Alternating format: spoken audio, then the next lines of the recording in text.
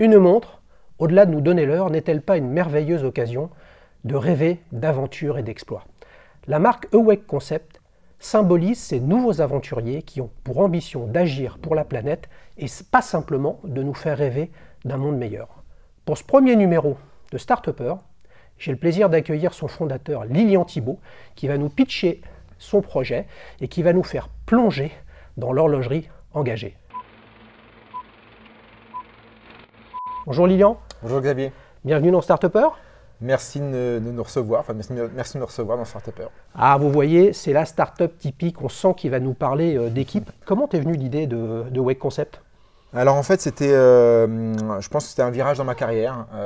J'ai travaillé pendant 20 ans dans le marketing, dans la communication, dans les médias, et j'avais vraiment envie de changer, c'est-à-dire de passer la deuxième partie de ma vie professionnelle à faire quelque chose qui, pour moi, aurait beaucoup plus de sens, qui soit beaucoup plus rattaché finalement à mes valeurs et qui me permette de finalement m'épanouir en apportant quelque chose, en me sentant utile. Ouais. Donc tu as monté aujourd'hui ce qui ressemble à une marque de montre très engagée. Tu as un manifesto, les amis, allez voir le manifesto de Wake Concept, ça commence par « Nous sommes les gardiens du temps ». Sacrément ambitieux quand même, quand on fait des montres en plastique recyclé. Alors, je pense qu'on est un peu tous les gardiens du temps. C'est-à-dire qu'aujourd'hui, pourquoi est-ce qu'on a été dans l'horlogerie? Tu me permets de faire le pont avec ça. Bien sûr. C'est que pour moi, l'horlogerie, c'est vraiment, la montre, le produit montre, c'est vraiment le symbole du temps qui passe. Et aujourd'hui, l'urgence qu'on a à changer nos modes de communication pour essayer de préserver un petit peu mieux la planète parce qu'on lui fait beaucoup de mal. Je pense qu'il y avait vraiment aussi quelque chose qu'on pouvait apporter à cette industrie, puisque finalement, il n'y avait pas d'initiative comme la nôtre. Et donc, du coup, ça nous permettait d'arriver avec quelque chose de nouveau, une nouvelle démarche, un nouveau produit, quelque chose qui raconte une histoire différente, qui ne soit pas uniquement lié finalement au produit, mais toute la philosophie qu'il y a derrière est vraiment très importante. Les amis, Lilian nous fait saliver, mais attends, avec tout ça, tu nous as amené une montre quand même ou pas? J'en ai amené plusieurs. T'en as amené plusieurs? On commence avec laquelle alors? Je pense qu'il faut commencer avec celle-là. Celle-là, c'est la bleue. Pour moi, elle est… C'est son nom? C'est son nom, tout à fait. Merci. Elle est vraiment extrêmement particulière dans l'histoire de la marque, puisque c'est vraiment par là qu'on a commencé à innover. C'est-à-dire que, bien sûr, je t'en prie. Sa petite histoire, pour la faire courte, c'est en 2019, en début 2019, l'Élysée nous appelle en nous disant que le G7 se déroulera cette année à Biarritz, qui a une grosse thématique autour de la biodiversité et de la pollution des océans, et qu'ils aimeraient offrir quelque chose aux différents chefs d'État qui seront présents, qui justement du coup intègre ces valeurs-là, le message que la France voulait faire passer. Et donc du coup c'était un produit qu'on n'avait pas réalisé, et du coup c'est là qu'on s'est mis à se dire comment est-ce qu'on pourrait justement sensibiliser à travers un produit sur l'impact de notre consommation sur les océans. Et du coup, on a créé la première montre au monde faite à partir de filets de pêche recyclés.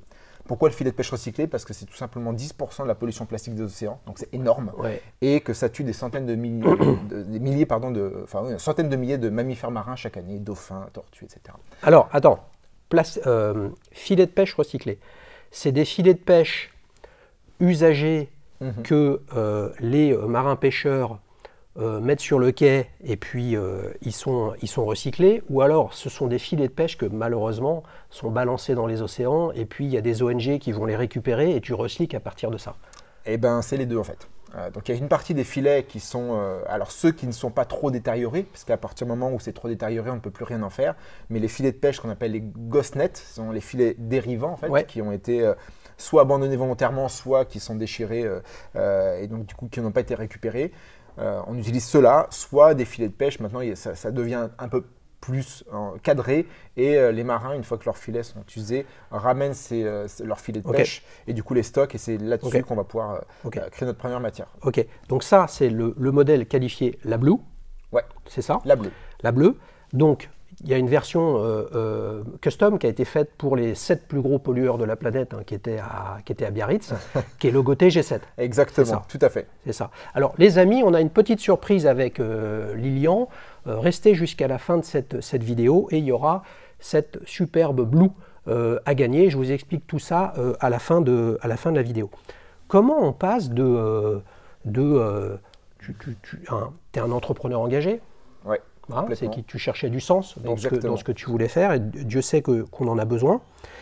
Comment tu arrives à passer de quelque chose de très conceptuel à un moment à trouver un fournisseur ou un partenaire qui va te sourcer des filets, qui va te les transformer j'imagine, en granules de plastique, et derrière qui va le former pour t'en faire une montre. C'est pas le parcours du combattant, ça? Complètement. En fait, si tu veux, tout ça est très peu industrialisé. Donc c'est vraiment beaucoup de recherche. Déjà, rechercher un petit peu les matériaux, s'intéresser aux matériaux, parce qu'on ne peut pas faire tout et n'importe quoi avec les matériaux. On peut pas, tu vois, ici on a réussi à mettre au point une montre, mais on ne savait pas quand on a commencé qu'on pourrait faire de ces filets de pêche une montre, parce qu'une montre, ce sont des caractéristiques spécifiques d'étanchéité, de résistance, que ce soit la pression, aux rayures, etc. Donc il y a beaucoup de paramètres qui rentrent en ligne de compte, et c'est vraiment cette approche de recherche et développement qui m'intéressait, de se dire comment est-ce qu'on peut créer des choses innovantes. Alors innovante, le matériau recyclé en soi, c'est pas une grande innovation, ça fait longtemps qu'on le fait, mais créer des objets avec des matières qui n'ont jamais été utilisées avant.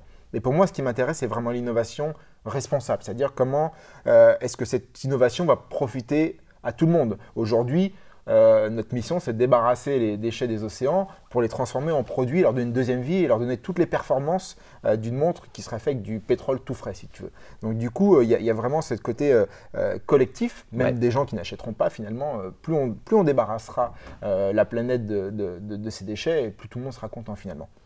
Donc du coup, pour en revenir à ta question, oui, c'est compliqué parce que finalement, il faut trouver un partenaire pour chaque partie de la montre, pour chaque matériau. Et donc du coup, ça prend beaucoup de temps. Il y a beaucoup d'efforts. C'est pour ça qu'il y a finalement très peu de démarches comme celle-ci, parce qu'il nous a fallu plus de 2 ans pour réussir à mettre au point notre première montre. Ouais. Alors justement, là, on parle de l'objet. Bon, c'est un modèle, on va dire, assez classique, hein, cette Blue. Tu en as d'autres qu'on verra tout à l'heure. Donc il y a globalement toujours un boîtier bracelet en matériaux recyclés, pas forcément des filets de pêche, hein, c'est ça. Et tu as, c'est surtout également une montre à quartz, mais qui se recharge avec l'énergie solaire. Exactement. Mais il vient d'où ce calibre? En fait, on a 2 sourcings. En fait, si tu veux, dans le mouvement solaire, tous les fabricants sont au Japon. Donc, du coup, on est obligé d'aller là-bas. Donc, du coup, c'est Seiko, c'est Miyota, donc, le groupe Citizen, et c'est Casio aussi qui font des mouvements. Et aujourd'hui, on utilise des calibres qui viennent à la fois chez Seiko et de chez Miyota.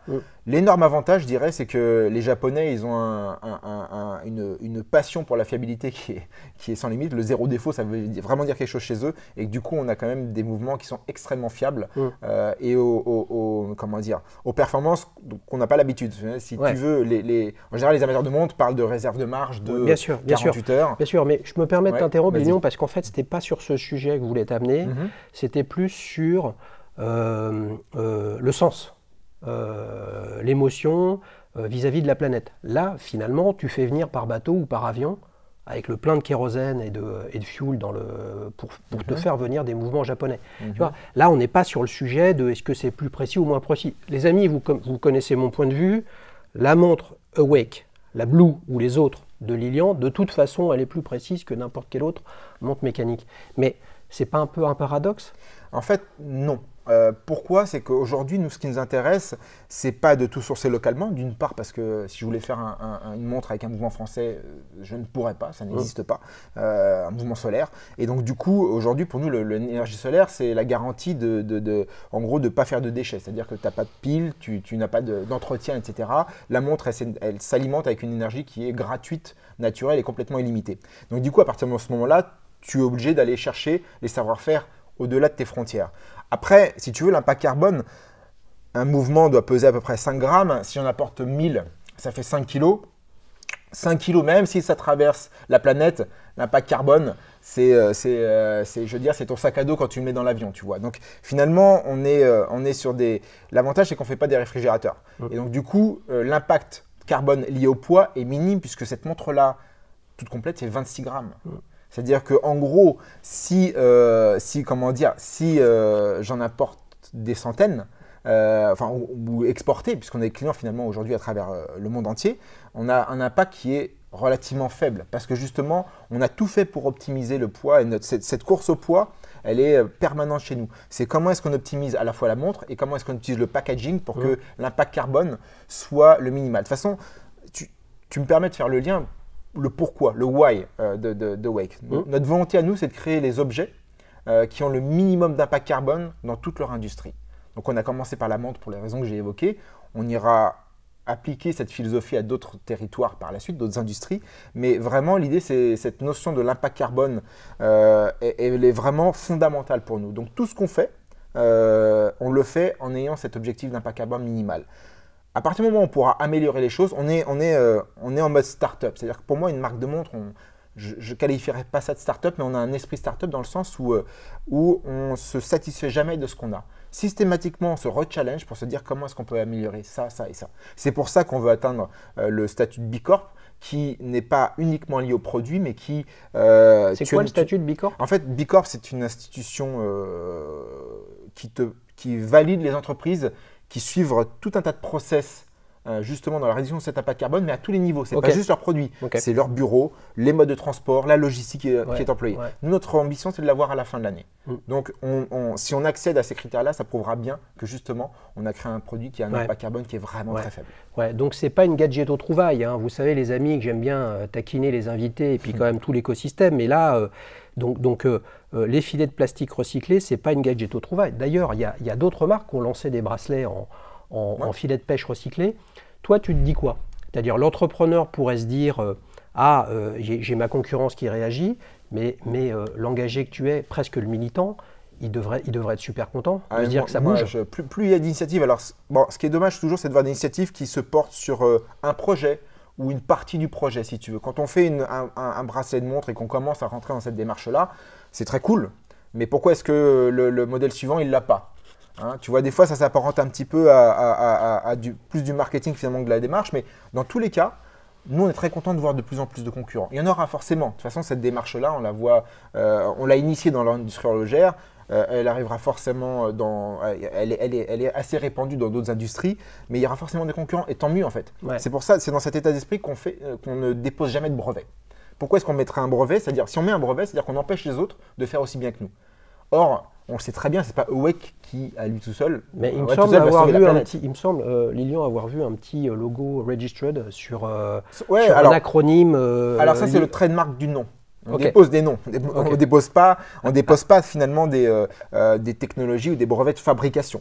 Ça, on le laisse vraiment libre parce que finalement, voilà, comme je disais, plus on sera nombreux et plus on aura de l'impact.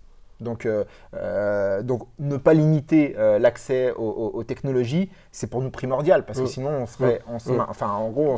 on s'opposerait à la philosophie de la boîte. Alors là, tu parles de nombre, ça me permet de te challenger sur deux choses. Le reste de ta gamme, est-ce que tu nous as amené d'autres modèles? Oui, bien sûr. Alors, est-ce que tu peux nous montrer ça? Et par ailleurs, comment tu es organisé aujourd'hui? Ton équipe, j'ai compris que c'était quand même aussi un projet collaboratif, que ce soit en interne et ou avec des partenaires. Exactement. Donc, Awake Concept, c'est combien de personnes aujourd'hui? Aujourd'hui, Awake Concept, c'est 8 personnes. La moitié sont des créatifs. Donc, créatifs, designers. Donc, vraiment, on a du sens. On met beaucoup de sens dans la créativité pour une simple et bonne raison, c'est que, quelle que soit ta démarche, si le produit ne plaît pas, les gens ne l'achèteront pas. Même l'écolo convaincu, etc. Et nous, notre volonté, elle n'est pas d'aller dire aux gens qui sont déjà tout aussi engagés que nous à mieux consommer parce qu'ils le font déjà. Ce qui nous intéresse, moi, c'est d'aller chercher des gens qui ne sont pas forcément aujourd'hui sensibles ou suffisamment, éveillés à ces problématiques-là. Mais de toute façon, quoi qu'il arrive, on le voit dans les médias, il y a de plus en plus de sensibilisation, le réchauffement climatique, la pollution des océans, donc les gens sont de plus en plus sensibilisés. Mais moi, ce qui m'intéresse, c'est d'aller chercher quelqu'un qui n'irait pas vers ce genre de produit naturellement. Par contre, il va se dire, mais elle est cool cette montre. Elle est cool, elle est super chouette, donc je la prends. Et en plus, elle est faite de cette façon-là, etc., avec des matériaux recyclés, donc top. Alors, celle-ci, c'est laquelle? Eh bien, celle-ci, elle, justement, elle illustre parfaitement ce que tu disais. C'est-à-dire qu'au-delà de nos propres créatifs qu'on a en interne, on va aller chercher des artistes. Parce que pour moi, l'art est un super médium. C'est-à-dire qu'aujourd'hui, à travers l'art, et depuis très longtemps, tu fais passer des messages. Nous, on a des messages à faire passer. On n'est pas juste en train de dire que notre produit est beau, on est en train de dire que derrière, il y a toute une philosophie derrière.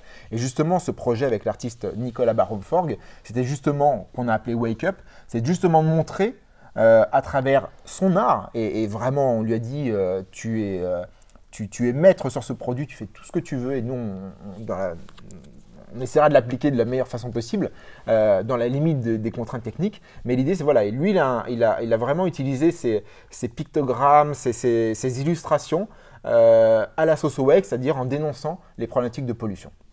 Ouais, on voit des animaux, on voit des poissons. Exactement, tu vois des poissons morts, tu vois des plantes qui taguent. On voit, j'ai le sentiment, on voit une prise de courant en forme de main avec le doigt du milieu bien levé, effectivement. Exactement. Mais ça, c'est ton hashtag fuck le plastique sans voyelle.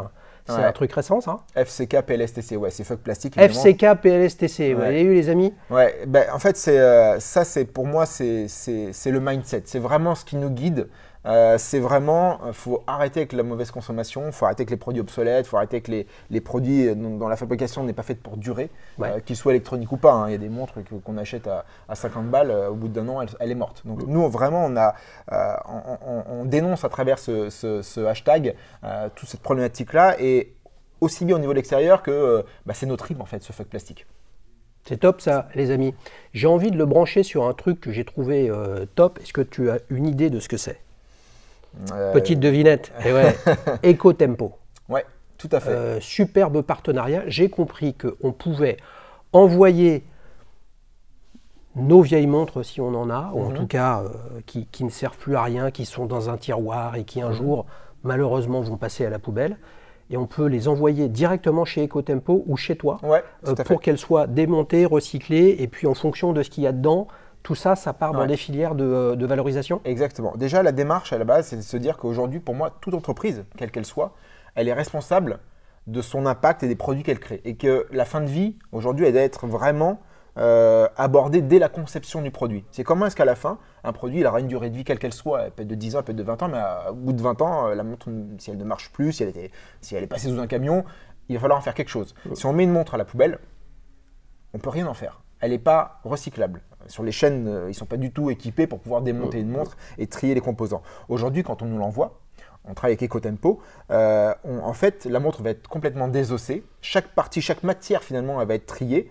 Et chaque type de matière va être réintroduit dans des industries de recyclage spécifiques. Donc le métal, on va trier le métal, on va trier le plastique. Et tout ça servira justement, aura une nouvelle vie dans d'autres projets, dans d'autres produits, que ce soit les montres ou d'autres. Mais en tout cas, voilà, on va revaloriser ces futurs déchets. Donc si les amis abonnés de la chaîne, on les fait pour n'importe quelle marque de montre. C'est-à-dire qu'aujourd'hui, on n'est pas exclusif à Wake. Déjà, on n'a pas ce problème-là parce qu'on est une marque très jeune. Mais l'idée, c'est de se dire, vous avez une vieille montre d'une marque Intel, envoyez-la nous. Non seulement vous allez pouvoir faire en sorte qu'elle soit recyclée, et en plus, nous, on va vous récompenser en vous donnant un bon d'achat sur le site. C'est important parce que finalement… Bon d'achat pour acheter une de tes montres. Exactement. Si la personne en a besoin, c'est-à-dire qu'on n'est pas là pour pousser à la consommation, si elle n'est pas obligée d'utiliser le bon d'achat, il n'y a pas de problème. Les amis, même si vous avez compris que Startupper, c'est un programme business, l'opportunité pour Lilian, c'est de venir pitcher sa boîte, son projet, puis nous parler de ses problématiques et de ses besoins. Tu nous en parleras un petit peu plus après. Concrètement, www.awake-concept.com. Si vous avez une vieille montre, vous l'envoyez chez Awake Concept et vous avez un bon d'achat de 40 €. Exactement. Combien ça coûte alors peut-être pas celle en partenariat avec l'artiste, mais une Blue comme ça? Alors on commence à 195 €. Ouais. Donc en gros on a un range de prix qui est quand même pas très large. On est entre un peu moins de 200 € à celle-ci, c'était 300 €. C'était vraiment la montre la plus chère qu'on ait jamais faite parce qu'il y a un travail colossal pour finalement très peu de quantité. Il y a eu une centaine de pièces d'ailleurs qui ont disparu en 48 heures. Donc ça, c'était vraiment très cool parce qu'on est une jeune marque. Intégralement vendu en ligne? Oui, complètement. Bravo. Sur ton site internet? Complètement, uniquement sur le site. Je fais un petit détour en termes de distribution. Comment tu es vendu 100% en ligne, tu es distribué en point de vente? Alors aujourd'hui, depuis le départ, on est vraiment ce qu'on appelle une DNVB, un Digital Native Vertical Brand. Donc on est vraiment très focusé sur Internet. C'est-à-dire qu'on est né comme ça et aujourd'hui, ça représente 95% de notre chiffre d'affaires. Toutefois, aujourd'hui, on commence cette année vraiment à développer le retail. Pourquoi le développer? D'une part parce que exister sur Internet, tout le monde ne sait pas qu'on existe, donc du coup ils vont nous trouver sur d'autres canaux, le physique finalement, en boutique. Et puis surtout, voilà, il faut augmenter la visibilité de la marque à l'échelle nationale et internationale, puisqu'on a vraiment des ambitions au-delà de nos frontières. D'ailleurs, déjà, on vend déjà dans le monde entier. Après, on est via notre site web. Après, ce qui nous intéresse, c'est d'aller effectuer une démarche de vraiment distribution dans des pays qui pour nous sont clés. Ouais, mais pour l'instant, tu commences à signer quoi? Des deals de distribution en France? Exactement. En France, ouais. Concept store, essentiellement. Ouais. Et on commence à aller sur des boutiques spécialisées dans l'horlogerie parce que les gens qui viennent dans une boutique d'horlogerie, ils vont chercher ce produit-là. Ok. Je reviens quand même sur la notion française, le fond de boîte de cette Blue. J'imagine que c'est le même que sur la G7. Exactement. Ouais, il y a écrit liberté, égalité, fraternité. Si vous ne savez pas ce que ça signifie, les amis, il faut vous réveiller. Oui. Et il y a éco-responsabilité. Ouais. Est-ce que ça on a rajouté. Ouais, justement. Est-ce que ça veut dire que tu te considères comme une marque française alors que la problématique, là, c'est un sujet mondial? Ouais. Bien sûr. Et j'ai envie de faire le lien avec, je crois que tu fais assembler tes montres à Besançon. Une partie des montres à Besançon. Une partie, qui est la grosse partie des montres. Qui est l'un des berceaux, si ce n'est le berceau de l'horlogerie française. Mais Besançon, pour un Mexicain, un Finlandais, un Anglais, un Canadien, ils s'en foutent complètement, lui.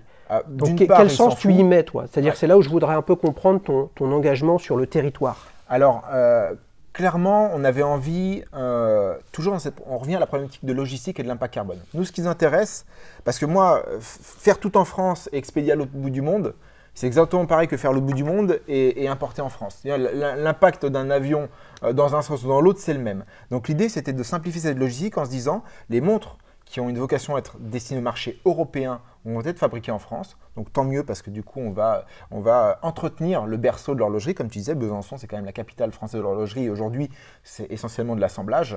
De toute façon, quoi qu'il arrive, toute notre innovation, elle se fait en dehors des frontières. On est avec notamment les pays nordiques parce qu'ils sont très très avancés. Donc on a beaucoup de matériaux qui viennent des pays nordiques. On commence à avoir des entreprises françaises et on travaille avec eux qui développent des projets similaires. On a des mouvements, comme tu le sais, qui viennent du Japon. Donc l'idée, c'est d'essayer d'avoir quand même malgré tout un assemblage qui soit fait en France pour le marché européen et en Asie pour le reste du monde. Ok, je comprends. C'est quoi les grandes problématiques auxquelles tu fais face aujourd'hui, on va dire plutôt macro, et plus spécifiquement sur la pandémie actuelle, comment tu es impacté positivement ou négativement? Alors je pense que l'impact négatif, je vais commencer par ça, il a été que la montre, à un moment, c'était plus trop un souci. Les gens ils se sont retrouvés confinés chez eux, leur consommation s'est déportée vers des produits qui leur étaient beaucoup plus utiles. Donc pour nous, il y a eu un impact un peu négatif à ce niveau-là en se disant je suis chez moi, je suis coincé, lire l'heure, ça va pas trop de sens. En plus, les gens n'achètent pas uniquement la montre pour lire l'heure, ils l'achètent aussi parce que c'est un accessoire de style ou on l'espère avec Awake parce que ça traduit des valeurs, mais tout seul, ces valeurs-là, on n'est plus là pour les partager. Donc en effet, ça a été un peu difficile, même si on était relativement online et pas trop dépendant de la distribution retail, parce qu'on n'avait que très peu de boutiques. Donc voilà, pour nous, ça a été stable. C'est-à-dire qu'on n'a pas vu de descente, mais on n'a pas vu de progression. Par contre, je pense que ce qui est très positif pour moi, c'est que la sensibilisation des gens a été très forte pendant cette période-là. On a commencé à comprendre que finalement, tout ce qui se passait aujourd'hui, c'était lié à notre façon de traiter la planète. C'est-à-dire qu'on réduit les espaces naturels, ce qui fait que les animaux qui ne devaient pas se rencontrer, ils se rencontrent, ça crée des maladies et sont transmises à l'homme. Donc du coup, aujourd'hui, je pense qu'il y a beaucoup plus de gens qui sont sensibles, qui ont envie de retour à une certaine forme d'authenticité, une proximité à la nature. On voit qu'il y a plein de gens qui s'achètent des maisons ou qui même vont vivre à la campagne. Et derrière, au-delà de ça, c'est que nous, après le déconfinement, quand les gens ont commencé à ressortir, là, on a vu une accélération des ventes. Quand ils ont commencé à se dire, voilà, ça y est, j'ai pris un peu cher pendant le confinement, je sors un petit peu, là on a vu pour nous un impact très positif sur nos ventes. C'est l'illustration plus que jamais, les amis, de la nécessité, voire de la quête de sens de la société dans laquelle on est. Qu'elle soit de manière professionnelle, comme ce que j'ai pu faire, mais aussi dans sa consommation. C'est-à-dire qu'aujourd'hui, je fais attention à ce que je consomme, mais j'essaie de consommer moins, mais mieux. Des choses qui vont durer plus longtemps, des choses qui ne sont pas faites n'importe comment. Donc ça, on sent qu'il y a vraiment Et c'est pas que français en fait. De toute façon, comme tu le disais, cette problématique-là, elle est aujourd'hui complètement mondiale. Personne n'est à l'abri de ça. Et donc du coup, cet éveil des consciences, on le retrouve un petit peu partout, et même sur des pays sur lesquels on a collé une étiquette de pollueur, etc. Il y a un éveil des jeunes générations en disant mais moi je veux pas forcément des symboles de mes parents. Moi, ce qui m'intéresse, c'est savoir comment ma planète sera quand je serai adulte. Et donc, du coup, leur consommation est en train de changer complètement. Qu'est-ce que peuvent faire les abonnés de la chaîne pour Awake Concept, au-delà de participer au tirage au sort, les amis, pour gagner cette Awake Concept Blue, avec la petite boîte qui va avec, et avec l'autre bracelet NATO qui est bleu. Pour participer, c'est très simple, vous avez deux façons de le faire. Soit sur YouTube, vous likez et commentez cette vidéo. Évidemment, vous vous abonnez. Si vous n'êtes pas abonné, c'est grave, les amis, franchement, il faut le faire. Deuxième option, vous allez sur le compte Instagram FR_Dalichus, et puis il y a un post dédié à cette discussion avec Lilian. Et là, pareil, vous vous abonnez, vous likez et vous commentez. Mais j'ai envie de dire, Lilian, en fait, ça ne suffit pas. Si vous participez, j'espère que ce sera une petite graine dans votre tête, dans votre âme, dans votre cœur, qui fait qu'il faut se bouger, à minima pour la planète, bien évidemment. Et comme là, on est dans un programme business, qu'est-ce que peuvent faire les abonnés pour aider Awake Concept? Tu recrutes, tu cherches du staff Alors aujourd'hui, on a deux problématiques. Alors, je dirais que la première façon, je m'adresse à vous du coup, la façon dont vous pourriez nous aider, c'est vraiment, je pense, de porter les valeurs. C'est-à-dire, l'achat d'un produit, pour moi, il a de sens que si c'est un besoin. Par contre, raconter l'histoire de la marque à des gens ou participer, dire tiens, je connais cette montre-là, elle a une approche qui est complètement différente, rupturiste par rapport au marché. Si tu cherches une montre, va regarder, c'est plutôt cool ce qu'ils font. Donc pour moi, on est vraiment dans le côté un petit peu visibilité. On est une marque il y a 2 ans, donc c'est très jeune, 2 ans. On a eu la chance d'avoir le président de la République qui a fait une très belle allocution en notre faveur au G7 et donc ça nous a donné d'un coup un gros boost de visibilité. Mais finalement, cette visibilité, elle est importante dans la durée, pas juste sur un moment spécifique. Bien sûr. C'est là où ça, plus que jamais, ce que fait Awake Concept, ce que tu fais, ce que tu as expliqué tout à l'heure, par rapport, on va dire, aux autres marques qui sont plus sur des coûts. Toi, ton sujet, c'est vraiment le long terme. Est-ce que tu peux nous en dire un peu plus, justement, sur le long terme, ce que tu peux nous dire, Parce que ce que je comprends, c'est que tu as démarré avec toi et ton équipe, avec des montres, une montre, puis des montres. Il y a d'autres modèles. Il y en a un d'ailleurs de modèle qui n'est pas issu de filet de pêche recyclé, qui est plutôt très avec du plastique végétal. Exactement. Tu peux nous en parler rapidement? Exactement. En fait, on a deux approches. Et ça, on continuera à l'avoir, quels que soient les produits qu'on développera, qu'ils soient horlogers ou non. On a deux approches de la fabrication. La première approche, c'est l'upcycling. C'est comment est-ce qu'aujourd'hui, on utilise des matériaux usagés, qu'on les transforme, et qu'on en fait des matériaux ultra performants d'aujourd'hui, du coup qui soient aussi performants que n'importe quel autre matériau. Et donc ça, on l'a vu, c'est le travail sur l'acier, puisqu'on a des montres en acier recyclé, et évidemment sur les filets de pêche, puisque c'est devenu un petit peu notre cœur de métier, et qu'on a fait évoluer d'ailleurs. Il est bon, il est bon, Lilian. Je le branche sur le plastique végétal. J'y viens juste après, mais pour raconter. C'est important d'expliquer les choses. Et ce filet de pêche, on l'a fait évoluer. C'est-à-dire qu'on l'a travaillé aujourd'hui, on lui a donné un aspect, une texture qui est différente, et ça, pour le coup, on est les seuls au monde à le faire. Qu'on retrouve dans les collections 01 Upcycling, dans différentes couleurs et avec différents aspects. Et en effet, comme tu le soulignes, donc toute cette collection upcycling, c'est vraiment lié finalement au recyclage des matériaux. Et puis aujourd'hui, ce qui pour nous représente l'avenir, c'est la biofabrication. La biofabrication, c'est finalement se passer des énergies fossiles et utiliser au maximum, s'inspirer finalement du vivant pour concevoir et développer les produits. C'est-à-dire que là, il y a énormément, la majeure partie de ce plastique, c'est du végétal, le ricin.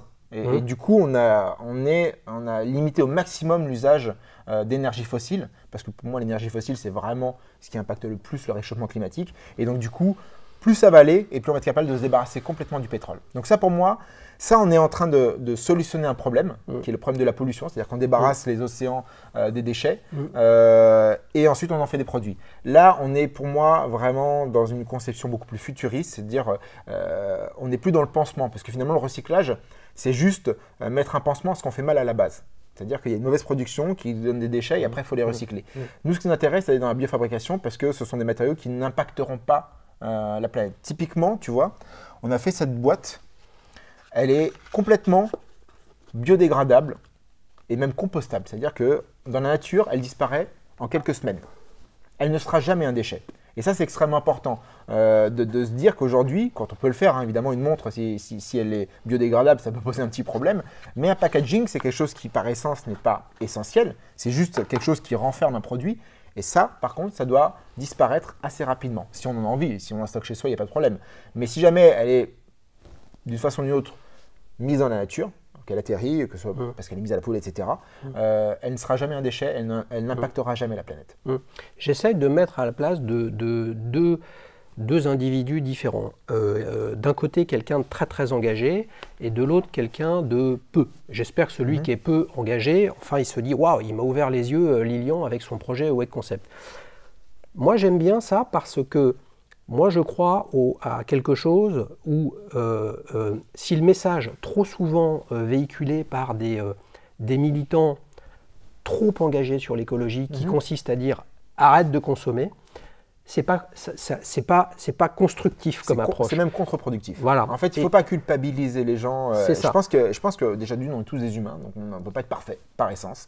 Et que du coup, si on améliore les choses, bah, c'est déjà un gros plus. Et si tout le monde améliore les choses, on aura un impact colossal. Ça ne veut pas dire renoncer à toute sa vie d'avant, ça ne veut pas dire se déplacer qu'en vélo, parce que quand on va dans le sud, c'est un peu compliqué. Il ne faut pas avoir une vision finalement manichéenne des choses, parce que c'est là… Ouais. Alors, il faut quelque part… Les extrêmes, ils sont là pour appuyer là où ça fait mal et peut-être pour faire changer les choses à un autre niveau que celui du consommateur. Nous, on est là pour apporter des solutions plutôt cool en fait aux produits qu'ils utilisaient avant. Leur dire attendez, vous aviez ça avant, mais nous on fait ça, c'est beaucoup mieux. Bien sûr, bien sûr. Voilà. Et pour construire l'avenir, puisqu'en fait le sujet c'est ça. C'est-à-dire que si aujourd'hui on te dit il faut arrêter de consommer, il ne va pas y avoir beaucoup de gens qui sont motivés. Par contre, si aujourd'hui on arrive à se dire, grâce à toi dans le domaine de l'horlogerie, puis il y a plein de startups dans plein de domaines. Bien sûr, Ecosia avec son moteur de recherche, etc. Alors, et qui, on va dire, plante des arbres, toutes les X requêtes, etc. Justement, toi, quelle est la philosophie ou ce que tu as mis en place d'un point de vue opérationnel pour redistribuer à l'écosystème? On l'a compris avec EcoTempo. Hein, c'est-à-dire on envoie des vieilles montres ou des montres qu'on n'utilise plus et on a un avoir pour la transformer en une montre non pas simplement éco-friendly mais quasiment neutre en termes d'impact carbone. Est-ce que tu as d'autres initiatives avec des ONG, etc. Prends-en une notamment dont tu aurais envie de parler. Oui, complètement. C'est vraiment, on a vraiment dans l'ADN de la marque, dans l'ADN de Wake, il y a vraiment ce côté collectif. C'est-à-dire qu'aujourd'hui, ce n'est pas une entreprise, ce n'est pas une personne, ce n'est pas une association qui va changer le monde.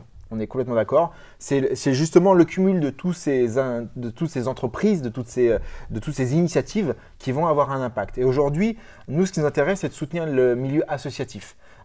Typiquement, une association, elle dépend de mécènes, de dons pour exister. Et aujourd'hui, ces associations, elles ont un impact considérable. Elles font des ramasses d'échelles, elles sensibilisent au quotidien.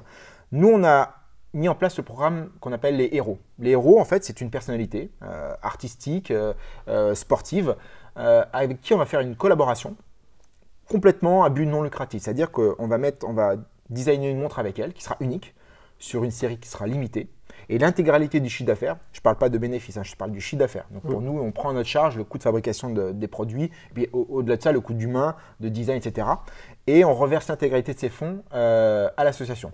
En mars, donc dans quelques jours, c'est un petit teasing parce que c'est la première fois que j'en parle, on a cette collaboration avec l'artiste Suzanne. Ouais. Une artiste, une chanteuse française d'ailleurs qui était nominée aux Victoires de la musique, qui est extrêmement engagée sur plein de sujets, à la fois environnementaux et sociétaux. Et l'intégralité du fruit de cette collaboration sera versée à l'association The Sea Cleaners, qui elle est en train de mettre en place un bateau gigantesque qui va récupérer les déchets en mer et les retrier directement sur le bateau. Donc une super initiative. Et voilà, donc nous, on apporte au-delà de notre philosophie, au-delà de nos idées, au-delà de nos produits, un réel soutien à l'écosystème associatif sur des valeurs qui sont proches des nôtres. Vous l'avez compris, les amis, on parle de business. Et là, ce que vient de dire Lilian, quand même, c'est phénoménal. C'est 100% du chiffre d'affaires du produit. Grosso modo, ce genre d'initiative, c'est généralement 5 à 10% du bénéfice ou de la marge qui est réalisée sur un produit. Là, c'est 100%.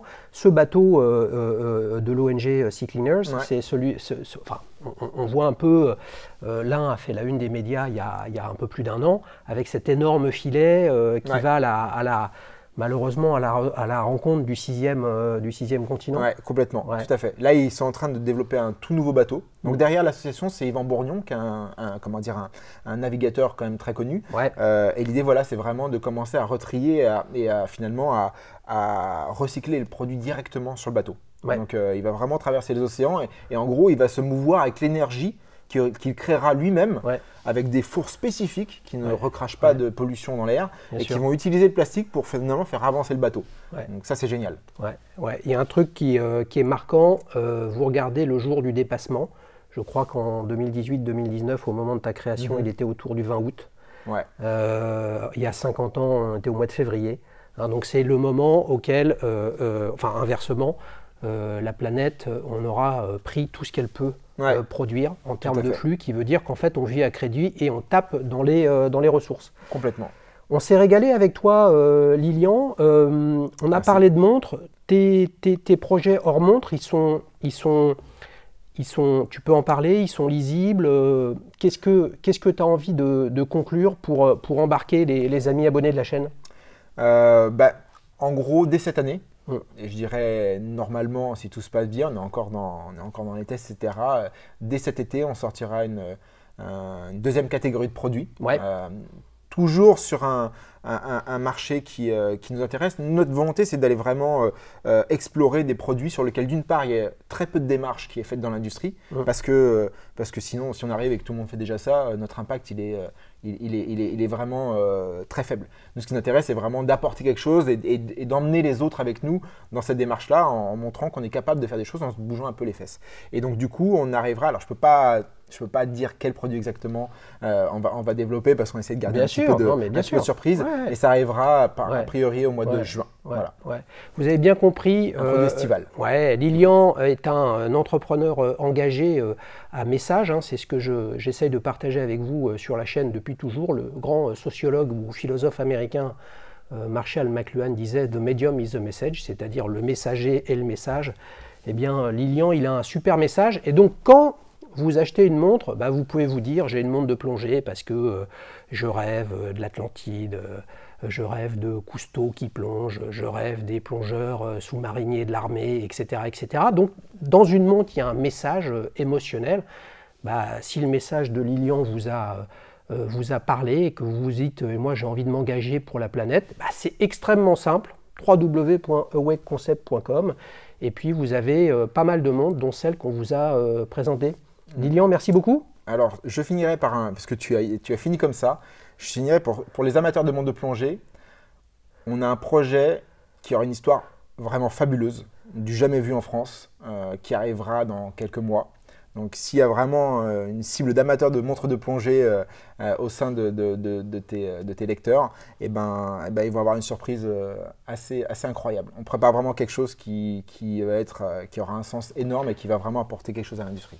Tu sais ce qu'on fait, Lilian. Si vous êtes très très nombreux à voter pour essayer de gagner cette Awake la Blue, on invitera Lilian à revenir pour nous parler de cette montre de plongée. Des montres de plongée, on a à peu près eu, je ne vais pas dire tous les modèles, mais des dizaines de modèles de beaucoup de marques, et il y a une grosse communauté de plongeurs. Celle-là aura une histoire que toutes les autres marques n'ont pas. Voilà. C'est super. Les amis, merci beaucoup. Vous avez compris que Start-Upper, c'était un programme business. On parle avec un entrepreneur qui nous parle de ses projets de monde, de ses projets de recrutement, de ses projets de financement. Si vous êtes le fondateur d'une marque et vous avez envie de venir pitcher votre aventure et séduire les abonnés de la chaîne, vous me contactez sur www.dailyshoes.fr. Lilian, bonne chance, à bientôt. Xavier. Ciao, ciao. Au revoir.